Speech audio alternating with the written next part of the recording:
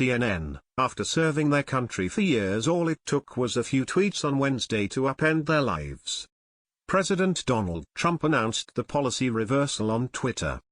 The move left King and other transgender active duty members wondering how the policy would affect those who have been serving openly. "I felt like I had just gotten fired via tweet," King told CNN.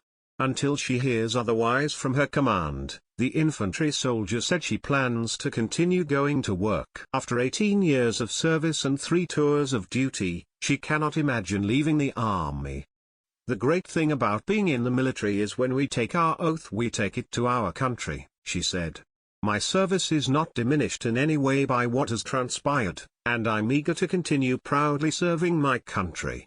The National Center for Transgender Equality estimates that more than 15,000 transgender people are serving in the military, some openly, some not.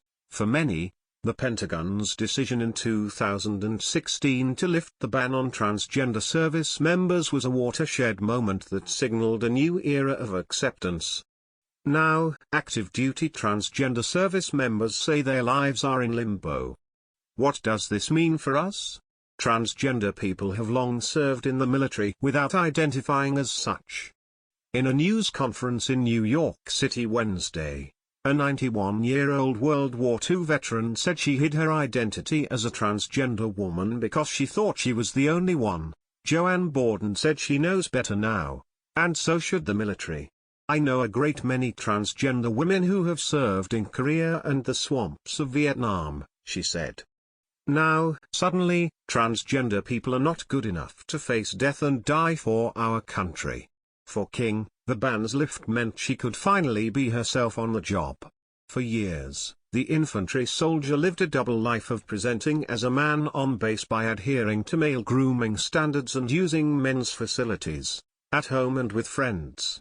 She was the woman she felt she'd always been. By 2015, she had started to transition medically and legally. She changed her name on government-issued identification. The 2016 policy enabled her to formally transition in the military. She started adhering to female grooming standards in July with the support of her command. She began the process of changing her gender marker in Department of Defense personnel files. Now, she's not sure what's next. Trump's announcement leaves more questions than answers, King said, especially for active transgender troops. "I think there's some ambiguity in the statement that was made and it's going to take some further development to figure out the intent," she said. "The policy to allow people who are serving openly has been in effect and is going strong. What does this mean for us?" Despite the uncertainty, Navy Lieutenant Commander Blake Dreman said he plans to continue working, too. He just wants his work to speak for itself. The 36-year-old transgender man enlisted in the Navy in 2005 after graduating from Ozark Christian College with a degree in biblical literature. "I wanted to serve my country," he told CNN. "We were in a time when volunteers were needed and I decided to step up." The St. Louis native didn't plan on staying this long. He was going to continue his studies and eventually become a chaplain, but he fell in love with his job and doesn't plan on ending it anytime soon. He's been deployed 11 times. Before starting his transition in 2013, Dreman was one of the first women to integrate the previously all-male Submariner Corps. The Navy recognized his work in 2015 with the Vice Admiral Robert F. Batchelder Award, its top logistics distinction. "We've shown them we're not burdens," he says of the military's transgender service members. "I'm fully qualified. I'm fully deployable."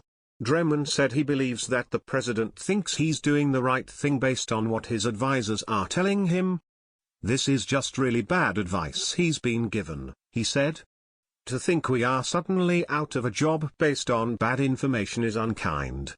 It was no secret that the Defense Department was reviewing the policy as part of a process to allow the Pentagon to determine how to accept new transgender recruits into the military. On the eve of a one-year deadline, Defense Secretary James Mattis announced that he was delaying the implementation of the new policy, saying he needed more time. In announcing the reversal, Trump cited tremendous medical costs and disruption that transgender in the military would entail. He said the decision was made in consultation with generals and military advisors, but provided no further details or evidence for his claim. The cost could range from $2.4 million and $8.4 million, an amount that would represent an exceedingly small proportion of total healthcare expenditures, the study found. We have a job to do. Many active transgender service members were holding out hope that the policy would stand and more transgender troops would be welcomed into their ranks, said King, who is stationed at Fort Lewis in Washington state. But, she's not going without a fight. She's a soldier and a patriot, after all. When a problem is presented, I see it as an opportunity to take action. For me, this means figuring how to proceed, whether through leading conversations or contacting members of the government and sharing my story, she said. Transgender service members are proudly serving our country and we will continue our service. Nobody is going to just walk away because we have a job to do.